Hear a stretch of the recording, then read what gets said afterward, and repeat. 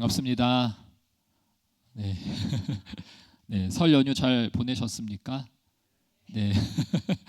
네. 저도 처가와 본가를 다 다녀왔는데요. 본가는 사실 삼럽기에 바로 뒤여서 네, 처가를 이제 월요일에 갔다 왔습니다. 이제 태어난 지 13개월 된 조카가 한 명, 여자아이가 한 명 있는데요. 이제 그 아이가 태어나고 저를 이번에 세 번째로 만났는데 생각보다 그 조카가 저를 너무 좋아했습니다. 이렇게 말을 시키지 않고 가만히 있는데 이렇게 기어서 이렇게 오더라고요. 근데 이제 그 아이한테는 제가 고모부입니다. 그런데 저는 이제 제 인생에 있어서 사실 고모부가 두 분 계시는데 그렇게 막 가까운 사이는 아니에요. 그래서 고모부라고 하는 어떤 이 호칭이나 그 대상이 고모부라고 하는 이 이미지가 저만 그런지 잘 모르겠습니다. 약간 저는 이렇게 좀 낯설고 무섭고 약간 굉장히 먼 그런 이미지였는데 이 조카가 저를 생각보다 좋아하는 이 아기가 제 고모부를 이제 좋아하니까 저도 모르게 그래 고모부야 이렇게 제 자신을 제가 되게 어려워했던 그런 이미지로 여겼던 그 대상으로 저를 스스로 칭하는 걸 또 보면서 또 순간순간 그런 느낌들 또 생각들을 들었던 게 뭐냐면 이 만남이라는 게 제가 고모부라고 하는 이 사람을 어려워한 시절이 한 40년 정도 뭐 정확히는 뭐 30몇 년 됐겠죠. 그런 시간들을 그런 게 있었는데 그냥 한순간에 어떤 그런 어떤 사랑받음으로 인해 이 만남으로 인해서 자그마한 말도 못하는 이 아기로 인해서 그게 확 바뀌어 버리는 겁니다. 그런 생각을 하면서 이렇게 서울에 올라오게 되었는데요. 우리에게 주어진 많은 만남들, 많은 사람들, 또 특별히 이렇게 교회 공동체라고 하는 이 공동체도 그러한 것들을 위해서 우리들에게 허락해 주신 만남들이 아닌가, 그런 사람들이 아닌가 그렇게 생각해 보았습니다. 우리가 스스로 어떤 그런 두려움이나 공포나 어려움이나 부딪힘을 스스로 이겨낼 수도 있겠지만 하나님께서는 때로 이렇게 사람들을 향해서 또 사람들을 통해서 이 만남이나 이 공동체를 통해서 또 우리가 교회 공동체뿐만 아니라 밖에서 만나는 그 사람들을 통해서 말씀하시고 역사하시는 하나님 덕분에 우리는 또 이렇게 이 예배 자리를 지키고 있는 게 아닌가 생각해 봅니다. 그래서 오늘도 우리들에게 하나님께서 주시는 또 주어지는 그 말씀들 또 마음들 감동은 우리가 스스로 구할 수 없고 스스로 찾을 수 없지만 오늘도 하나님께서 온전히 은혜로서 우리들에게 주시는 그 은혜임을 믿습니다. 오늘 함께 읽었던 1절의 말씀은 이렇게 시작합니다. 너희는 여호와의 말씀을 들을지어다 라고 오늘의 본문의 말씀은 이렇게 시작합니다. 너무 은혜로운 시작 아닙니까? 말씀을 들을지어다. 너희는 말씀을 들을지어다. 저는 이 말씀을 이 본문의 이 한마디의 문장이 너무나도 은혜라고 하는 생각이 마음이 들었습니다. 이 말씀이 이 한마디의 말이 은혜라는 것을 깨닫기 위해서는 우리에게 필요한 몇 가지가 있겠죠. 그것 중에 하나는 말씀이 어떤 것인가 하는 것입니다. 또한 말씀의 의미가 무엇인가, 말씀의 가치는 또 어떤 것인가 하는 것들이 우리 안에 있어야 합니다. 그런 것들이 없이 너희는 말씀을 들어라 라고 하는 말은 마치 어떤 숙제를 받은 것 같은 또 뭔가 내게 주어졌구나 라고 하는 짐을 받아들이는 것 같은 그런 한마디의 말일지도 모르겠습니다. 아니면 말씀하시는 하나님, 그냥 하나님이 오늘도 말씀하시는구나, 또 이스라엘 사람들을 향해서 혹은 나를 향해서 오늘도 그냥 말씀하시는구나 라고 받아들일 수 있겠지만 이 말씀이라는 것이 어떤 것인가 하는 것을 우리가 알고 있다면 또 가치가 그 중심이 우리 마음 가운데 있다면 너희는 여호와의 말씀을 들을지어다 라고 하는 이 한마디의 말 자체가 얼마나 은혜인지 모릅니다. 하나님은요 우리 삶 가운데 사실 침묵하셔도 되는 분일 수도 있습니다. 그냥 우리의 삶을 혹은 이 말씀을 받았던 이스라엘 백성들 앞에 그냥 하나님은 그들을 그렇게 그냥 두실 수도 있었습니다. 오늘이 미가서라고 하는 이 성경도 미가라고 하는 이 선지자를 보내서 하신 말씀인데요. 그저 그 사람들을 그저 둘 수도 있지만 이렇게 사람을 통해서 하나님의 마음을, 하나님의 뜻을 알게 하신다는 것, 하나님께서 말씀하시는 것 자체가 우리에게 얼마나 은혜인지 모릅니다. 그래서 저는 이것이 하나님의 말씀의 능력, 또 그 의미를 아는 사람만이 누릴 수 있는 은혜라고 생각합니다. 다시 말해서 말씀으로부터 주어지는 은혜라는 것은 말씀을 듣는 사람만이 알 수가 있는 것이죠. 그런 측면에서 생각해 봤을 때 오늘 이 1절에 너희는 여호와의 말씀을 들을지어다 라고 하는 것은 마치 하나님께서 너희는 내 말을 들어라가 아니라 내가 너희에게 은혜를 내릴 것이다 라고 하는 하나님의 선포와도 같다라는 것입니다. 오늘 이 미가서의 말씀은 누구에게 주어졌는지 또 그 배경을 함께 잠깐 살펴볼 텐데요. 미가라고 하는 이 한 권의 책은 말씀을 알면서도 말씀대로 살지 않는 시대를 계속 드러내는 그러한 책이라고 말할 수가 있습니다. 그걸 가장 선명하게 뚜렷하게 보여주는 말씀 중 하나가 미가서 3장 11절인데요. 함께 한번 미가서 3장 11절을 함께 한번 읽어보겠습니다. 시작. 그들의 우두머리들은 뇌물을 위하여 재판하며 그 제사장들은 삭슬 위하여 교훈하며 그 선지자들은 돈을 위하여 점을 치면서도 여호와를 의뢰하여 이르기를 여호와께서 우리 중에 계시지 아니하냐 재앙이 우리에게 임하지 아니하리라 하는도다 라고 말씀합니다. 우두머리들은 재판을 하는데 뇌물을 위해서 재판하고요. 제사장들은 교훈을 하는데 어떤 하나님의 뜻, 하나님의 백성들을 위해서 하는 것이 아니라 자신에게 주어질 삭슬을 위해서 합니다. 또 선지자들은 점을 친다, 신의 뜻을 밝힌다 라고 하는데 그 목적도 돈을 위해서 하는 그들의 삶 가운데 그들이 스스로 이르기를 여호와께서 우리 중에 계시지 아니하냐 라고 하는 그런 그들의 고백을 낱낱이 보여주고 있습니다.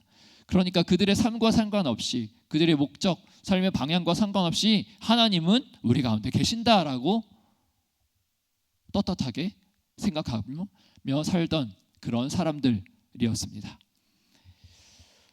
말씀대로 살지 않고 자신들이 원하는 그런 삶을 살면서도 하나님께서 함께 계시는 줄 알고 사는 이들, 다시 말해서 하나님이 그들과 함께 계시지 않는 것 같은데 그들은 함께 계시다고 착각하는 사람들의 모습을 미가서의 말씀을 통해서 알려주고 있습니다. 그런 그들에게, 그러한 사람들에게 오늘 하나님께서 말씀을 들을지어다 라고 말씀을 하고 있습니다.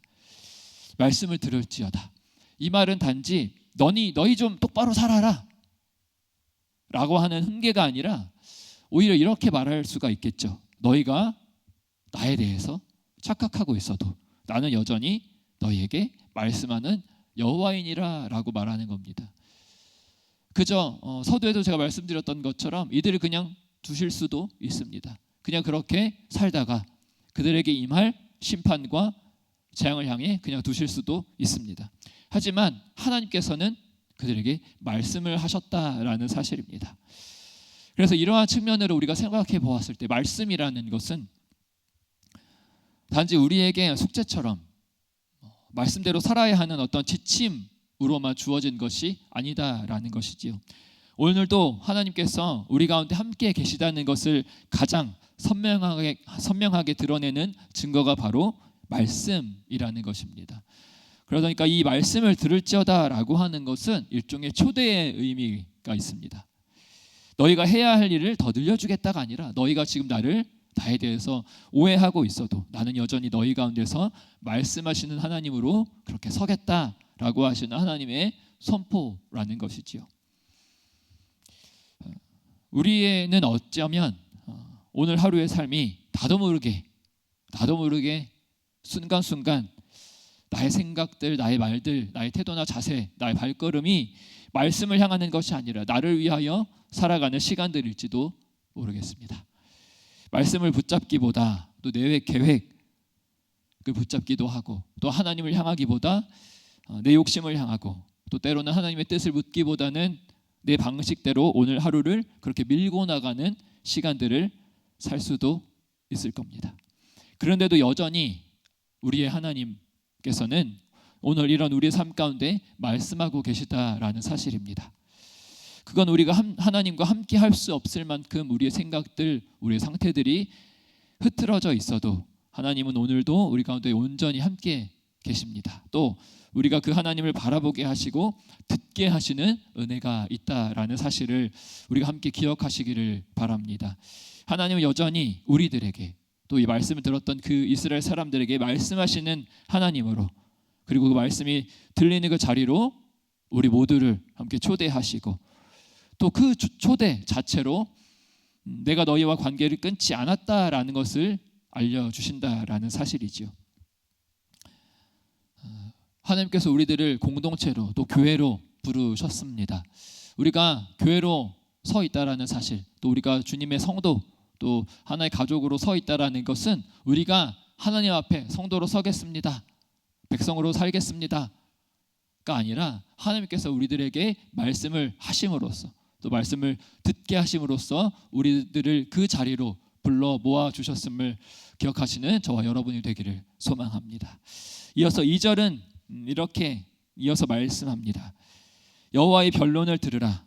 여호와께서 자기 백성과 변론하시며 이스라엘과 변론하실 것이다 라고 2절은 말씀합니다. 이렇게 변론이라고 하는 이 단어를 사용함으로 인해서 이 자리는 법정이라고 하는 그런 자리로 변하게 되었죠. 변론은 여기서 말하는 변론은 단순한 어떤 말싸움 같은 주고받는 그런 싸움은 아닙니다. 이 본문의 장면은 일종의 어떤 소송의 장면으로서 우리가 설명할 수가 있겠는데요. 기본적으로 변론이라고 하고 있으니까 법정의 형식을 빌려서 이렇게 하나님께서는 이스라엘 사람들에게 말씀하고 있습니다. 2절의 말씀에 보면 산과 언덕이 증인처럼 세워졌지요. 또 하나님께서는 언약 백성과 함께 마주서서 이 언약 백성, 이스라엘 백성들과 그 관계를 법정 안에서 다루시는 그 장면이 펼쳐지고 있습니다. 자, 그런데 하나님께서 이스라엘 사람들과 함께 변론하신다, 그리고 법정의 자리에 서셨다라는 것은요, 그저 이 자리를 어떻게 이렇게 세팅하시고 그들에게 말씀하신 이 형식을 법정의 형식으로 빌렸다라는 것이 아니라, 거기서 그치는 것이 아니라 이스라엘과 하나님께서 변론자라고 하는 같은 위치, 동등한 위치에 스스로 놓이신 것이다라고 이렇게 표현할 수가 있을 겁니다. 아까 봤었던 3장 11절의 말씀처럼 이 미가서의 말씀은 하나님께서 이 이스라엘 사람들, 특히 지도자들을 포함해서 많은 이스라엘 사람들을 향해서 고발하고 또 그들을 향해 임할 심판과 재앙을 향해서 계속해서 줄곧 그러한 방향성을 가지고 줄곧 말씀하시는 책이 바로 미가서라는 책입니다. 그런데 하나님께서 그들을 향해서 말씀하실 때 너희들을 심판할 거다, 재앙이 임할 거다라고 하는 그런 심판자의 자리에서 말씀하시다가 갑자기 이 6장에 들어서니까 변론자의 자리로 하나님께서 이렇게 내려오신 것입니다. 그러니까 그 전에는 이스라엘의 어떤 그 삶을 내다보시고 전지적 그 시점에서 너희들을 심판할 거다, 재앙이 있을 거다라고 말씀하시다가 이제는 심판자의 자리에서 변론자의 자리로 내려오시면서 이스라엘과 동등한, 그 죄인들과 동등한, 심판받아 마땅한 재앙이 곧 임할 그 사람들과 함께 동등한 자리로 내려오신 것 같은, 바꿔 말하면 그들과 함께 서 있는 그 자리로 내려오셨다라는 것입니다.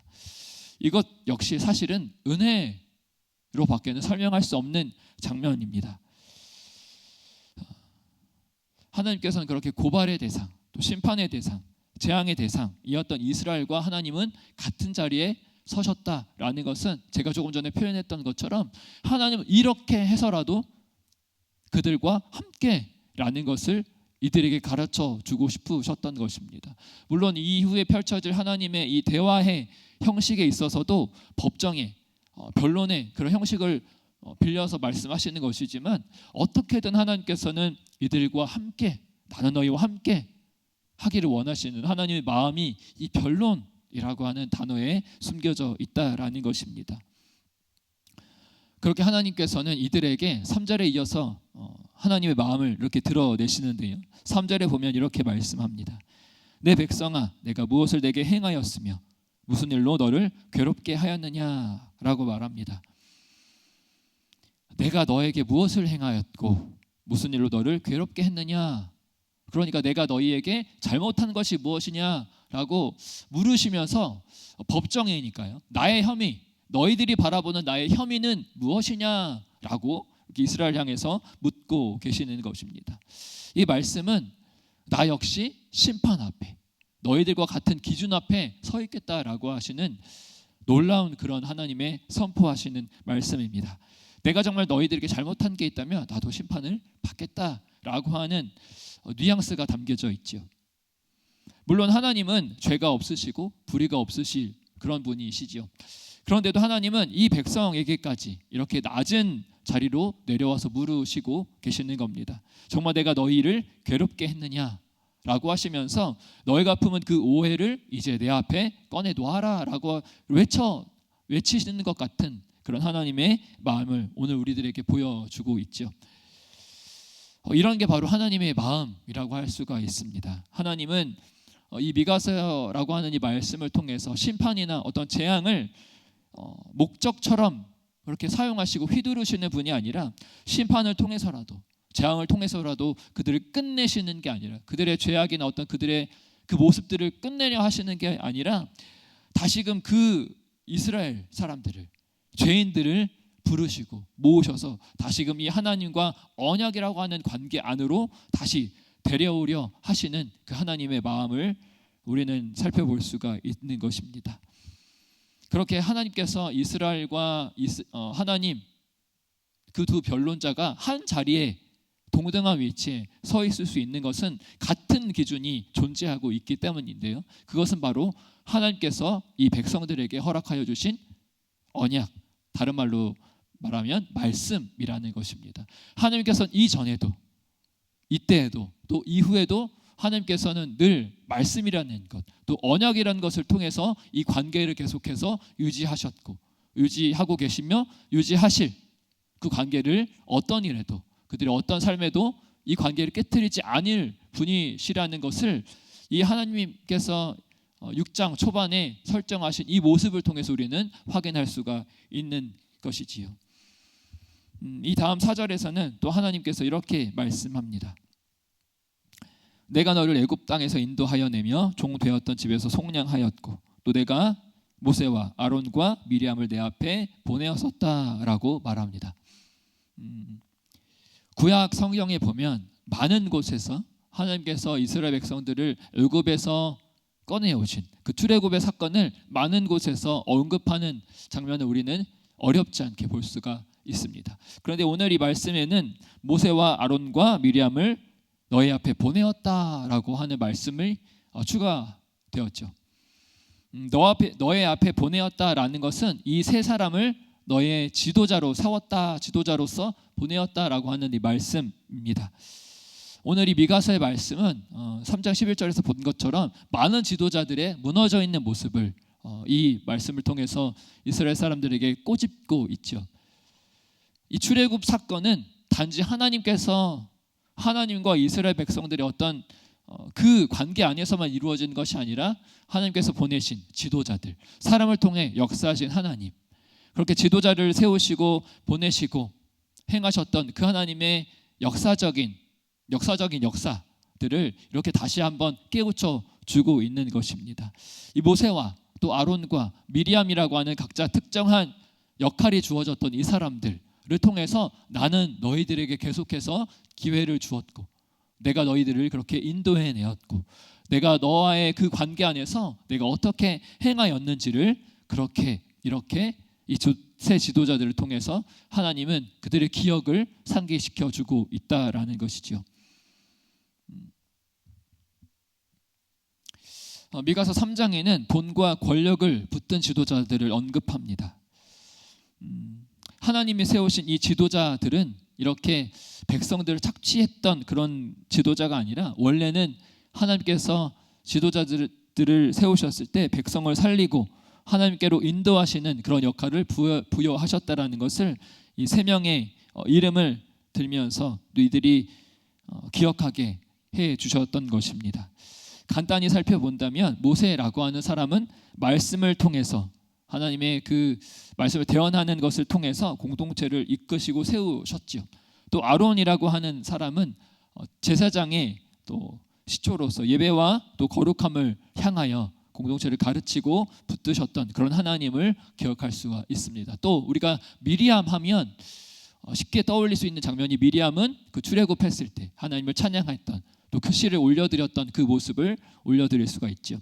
그것은 하나님께서 역사하셨을 때 사람이 이스라엘 백성이 하나님 앞에 어떻게 응답했고 반응했는가, 하나님의 역사하심 안에 그 앞에 사람들이 올려드렸던 찬양을 기억할 수가 있는 것입니다. 그렇게 하나님께서는 사람을 보내셨고 세우셨던 것뿐만 아니라 하나님께서 분명하게 이 사람들을 이끄셨고 인도하셨고 역사하셨다라는 역사적인 사실, 그들의 어떤 민족의 어떤 그 출발점을 이 세 사람의 이름을 통해서 기억하게 하셨던 것입니다. 그래서 이 하나님께서 너희가 지도자를 세웠다, 너희가 미리암이나 아론이나 모세라고 하는 이 지도자들을 너희가 세웠고 혹은 너희가 선택했다라는 것이 아니라 내가 너희에게 보내었다라고 하시는 그런 말씀입니다. 그래서 이 이스라엘 백성들이 오늘 여기까지 온 것, 우리가 오늘 여기까지 온 것은 마치 나의 선택, 나의 결정, 나의 어떤 취향, 그런 어떤 나의 어떤 역량, 그런 것들이 아니라 하나님이 먼저 보내시고 먼저 부르시고 먼저 모으셨던 그 하나님의 손길임을 너희들이 기억하라라고 하시는 그런 하나님의 의도가 담겨져 있다라는 것이죠. 그래서 이 4절에 세 명의 이름은 단순한 어떤 회상이 아니라 하나님의 크신 손길을 다시금 그들의 삶 가운데 확인시켜 주시는 그런 하나님의 말씀이라고 할 수가 있습니다. 이렇게 미가 선지자를 통해서 하나님은 이스라엘 사람들에게 그들이 잊고 있었던 하나님의 마음, 그들이 잊고 살았던 하나님의 역사하심, 그 땅, 그 영토, 그들의 모든 생활과 삶의 현장 가운데 그들이 잊고 있었던 하나님의 흔적들을 이렇게 말씀하고 있습니다. 그런데 이 미가서라고 하는 이 책은요, 많은 사람들에게 생소할 수도 있는 그런 이야기입니다. 저도 청년 시절이나 학생 시절을 돌아보면 미가서 이 말씀으로 설교를 들었던 기억이 많이 나지는 않습니다. 설교 시간에 자주 다루는 본문이 아니기도 하고 그래서 많이 생소한 말씀이기도 합니다. 그런데 이 미가서라고 하는 이 책은 1장 처음부터 앞서 제가 여러 차례 말씀드렸던 것처럼 고발하는 듯한 그런 말투로 이 책은 시작합니다. 그래서 마치 너희들 잘못했어, 그렇게 살지 마, 누구누구는 이렇게 살고 쟤네들은 이렇게 무너졌고, 곳곳에 보면 2장 3장 이렇게 보면 과격하고 잔인한 표현도 나옵니다. 마치 사람들이 사람을 잡아먹는 듯한 그런 끔찍한 장면들도 나오고, 아까 우리가 잠깐 봤었던 3장 11절의 말씀처럼 부패한 그런 모습들도 굉장히 많이 언급하고 있습니다. 그런 사람들의 삶을 향해서 하나님은 재앙이 임할 거다, 재앙의 때가 곧 다가올 거다, 그렇게 심판의 메시지도 많이 들려오는 책이 바로 이 미가서라고 하는 책입니다. 이 처음 부분만 보면 1장, 2장, 3장 이렇게 앞쪽만 보면 이 책을 보면 하나님의 어떤 마음, 하나님의 선하심 혹은 오늘 나를 향한 은혜나 복음이 담겨 있는 것이 아니라 아하, 이들처럼 살면 안 되는구나 와 같은 어떤 실상을 고발하는 듯한 오늘 내가 잘 살고 있나? 정신 차려야겠다, 이대로는 안 되겠다 라고 하는 어떤 꼬집는 듯한 말씀 같이 들리기도 합니다. 그래서 저는 이 책을 천천히 처음부터 1장, 2장, 3장 처음부터 읽어가면서 이런 생각이 들었습니다. 이러한 어떤 부정을 향해서 꼬집는 듯한 이 고발로 시작하는 계속 일관된 그런 말투로 말하고 있는 책을 과연 누가 끝까지 읽으려고 할까? 누가 과연 끝까지 읽을 수 있을까? 물론 이 미가서는 7장밖에 되지 않기 때문에 분량으로 따진다면 금방 앉은 자리에서 한 번에 다 읽을 수가 있지만 그 분량에 대한 이야기가 아니라 이 이야기를 통해서 과연 하나님의 마음이, 하나님이 과연 어떤 분이실까? 나 오늘 이렇게 살면 안 되는구나. 말씀 듣고 내가 뭔가 잘못했구나. 말씀은 늘 나에게 찔림이 있구나. 이 세상은 이런 세상이구나. 하나님을 버린 삶은 이런 삶이구나. 그들은 이렇게 살면서 하나님과 함께 계시다고 착각하는구나 라고 하는 어떤 이 부정적인 생각만 들 수 있는데, 이 미가서라고 하는 이 책의 어떤 구조적인 부분을 통해서도 하나님께서는 우리들에게 하나님의 은혜와 하나님의 마음을 우리들에게 허락해 주시고 알게 해 주신다라는 것입니다. 이 책은요, 이러한 고발 뒤에도 결국에는 하나님의 선하신 은혜가 있다라는 것을 우리들에게 보여주고 있다라는 것이죠. 이 책이 끝까지, 이 말씀이 끝까지, 이러한 하나님의 말씀이 끝까지 고발로 심판을 향한 그 메시지로 끝난다면 이 하나님의 은혜가 뒤에 기다리고 있다는 이 사실을 알지 못하는 이들은 중도 하차, 중도 포기를 할 수밖에 없을 겁니다. 그래서 결국 하나님의 은혜는요, 우리가 그저 이 미가서의 이 구조처럼 처음에만 보고, 첫인상만 보고, 첫 느낌만 보고 포기한다면, 거기서 마친다면 하나님의 은혜, 하나님의 선하심, 하나님이 우리를, 하나님의 막대기와 지팡이를 우리를 늘 안위하시고 지키시는 하나님의 크신 손길을 느낄 수가, 알 수가, 경험할 수가 없는데, 결국은 하나님께서 우리들을 보내시는 그 자리에서 끝까지 우리가 하나님과 함께 거하고 또 하나님과 우리가 함께 주의 이름으로 견디는 그 사람들에게 결국에는 은혜를 허락하여 주시고 하나님이 누구신가 라는 그 답을 깨닫게 하시는 그 은혜는 끝까지 함께 가는 사람만이 있겠다라는 생각이 들었습니다. 그런데요, 그것조차 은혜라는 사실을 또한 제가 깨닫는 것은 내가 끝까지 견디는 것이 아니라, 내가 하나님을 신뢰하는 것이 아니라, 내가 마치 이 성경책 한 장 한 장 읽는 것이 아니라, 결국에는 이렇게 깨닫고 그 자리로 나아가며 이렇게 하나님에 대해서 바라보며 말할 수 있는 것은 이것조차도, 시작조차도, 중간에 포기하지 않고 일어설 수 있는 것조차도 하나님의 은혜라는 것입니다. 이 미가서라고 하는 이 책을 통해서 하나님은 7장에 가보면요, 이들을 심판하고 재앙을 내리고 말씀하고 이렇게 하시는 역사의 끝에 보면 결국에는 그들에게는 아무 소망이 없다. 내가 그들에게 다시 선한 목자가 돼서, 선한 왕이 돼서 그들과 함께 걸어가겠다라고 하는 하나님의 속삭임이 담겨져 있습니다. 그래서 하나님이 이 백성을, 저와 여러분을 끝까지 사랑하심으로 기다려주시고 결국에는 하나님께서 인도하시고 결정하시고 이끄시는 이 미가서라고 하는 이 자그마한 성경의 흐름을 통해서도 우리는 하나님의 그 마음을 알 수가 있다라는 것이죠.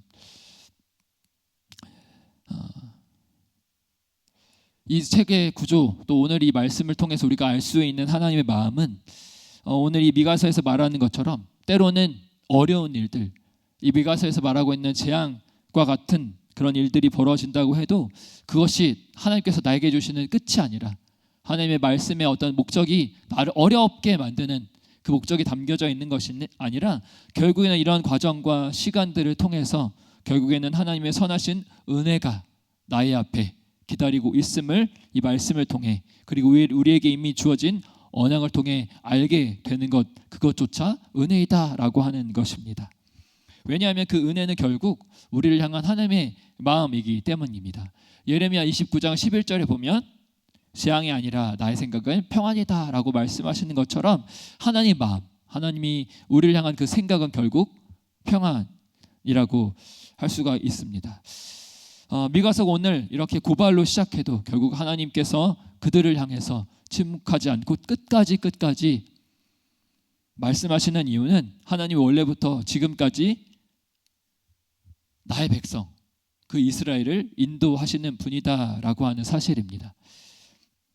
오늘 이 말씀을 통해 하나님은요, 들으라라고 말씀을 하셨습니다. 그 말은 회복의 시작이라고 생각할 수가 있습니다. 하나님은 침묵으로 버려두지 않고, 그냥 두시지 않고 말씀으로 우리를 다시 부르신다라는 것이죠. 또 하나님은 오늘 말씀을 통해서 변론의 자리로 내려오셨습니다. 판결만, 심판만 내리시는 분이 아니라 언약 백성과 함께 같은 자리에, 동일한 자리에 서서 함께 그 관계를 다루시기 위해서 오늘 이 변론의 자리로 내려오셨다라는 것입니다. 또 하나님은 우리를 포기하지 않으시고 우리를 다시 말씀 앞으로, 다시 그 관계의 자리로, 다시 그 기억의 자리로 부르셔서 우리를 회복시키시는 하나님의 모습을 우리는 기억할 수가 있습니다. 자, 그런데 오늘 2절에 하나님께서 오늘 이렇게 표현하고 있습니다. 여호와께서 자기 백성과 변론하시며 이스라엘과 변론하실 것이다 라고 말합니다. 같은 말이죠. 자기 백성과 변론하신다, 또 이스라엘과 변론하신다. 같은 표현을, 같은 문장을 두 번이나 반복하면서 하나님께서는 이 사실을 강조하고 있습니다. 그것은 뭐냐면 자기 백성, 곧 3절에도 내 백성이라고 표현하고 있지 않습니까? 이들은요, 하나님과 상관없는 듯한 그런 삶을 살았습니다. 그러면서도 하나님 우리와 함께 계실 거다라고 하는 착각 속에 빠져 살았습니다. 하지만 그 사람들의 삶과 상관없이 그 백성들을 여전히 자기 백성, 내 백성으로 삼아 주신다라는 사실이죠. 또 2절의 말씀에도 이스라엘과 변론하실 것이다 라고 말씀합니다. 사실 이 미가의 말씀이 임했을 때 당시에는 이 이스라엘은 유다와 이스라엘로 분열되었던 왕국, 그런 시대였습니다. 하나님께서는 이 백성을 이스라엘로 칭하고 있다라는 것이죠. 그저 이스라엘은 한 국가 혹은 한 민족의 이름만 의미하는 것이 아니었습니다. 이 모든 게 바뀌어 버린 분열 왕국 시대였는데도 불구하고 하나님은 여전히 그들을 이스라엘로 말씀하고 있다라는 것이 없습니다. 시대는 분열되었지만, 그 민족 안에 분열과 아픔과 부패는 가득했지만 하나님의 마음은 그렇지 않았습니다. 여전히 그들을 이스라엘로, 여전히 내 백성으로 바라보고 계시다라는 사실입니다. 이렇게 하나님께서 그들을 어떻게 부르시는지를 통해서 앞으로 그들을 은혜 안에서 회복할 미래를 향한 하나님의 마음도 역시 이 사람들에게 주어졌다라는 것입니다. 이렇게 살아도, 그렇게 생각하고 착각해도 너희들은 여전히 나의 백성이고 여전히 이스라엘이며 앞으로 내가 너희를 내 백성답게 회복시킬 것이며 하나님의 제사장 나라인 그 이스라엘로 회복할 것이다 라고 하는 하나님의 계획, 하나님의 생각, 하나님의 마음이 담겨져 있습니다. 하나님의 마음은 우리를 여전히 내 백성으로 보고 계신다라는 사실이죠. 우리 삶이 흐트러져 있고 현실이 분열되어 있고 우리 마음이 하나님을 오해하고 있을지라도 하나님 오늘 나의 백성 이스라엘아 라고 부르신다라는 것입니다. 우리는 이 하나님의 부르심 앞에 서야 합니다. 하나님의 부르심을 잊지 말아야 합니다. 내가 스스로 그 자리에 간 것이 아니라, 우리를 하나님께서 교회로 부르셨는데 내가 스스로 교회로 설 수 있는 것이 아니라, 또 하나님께서 우리들에게 공동체를 허락해 주셨는데 우리가 스스로 공동체를 세우고 판단하고 평가하며 세워나가는 것이 아니라 오늘 우리를 내 백성 이스라엘라라고 부르시는 것처럼 하나님께서 먼저 이렇게 세우시고 부르시고 말씀하고 있다라는 사실을 저와 여러분이 마음속 깊이 기억하시기를 바랍니다. 그래서 이 모든 것이 결국 우리를 부르시며 우리에게 말씀하시는 이 말씀 안에 그 은혜가 담겨져 있음을 함께 기억하시기를 바랍니다. 그 말씀 앞에 서는 것이야말로 우리를 백성으로 부르신 하나님께서 주시는 그 은혜임을 함께 기억하시는 저와 여러분 되기를 소망합니다.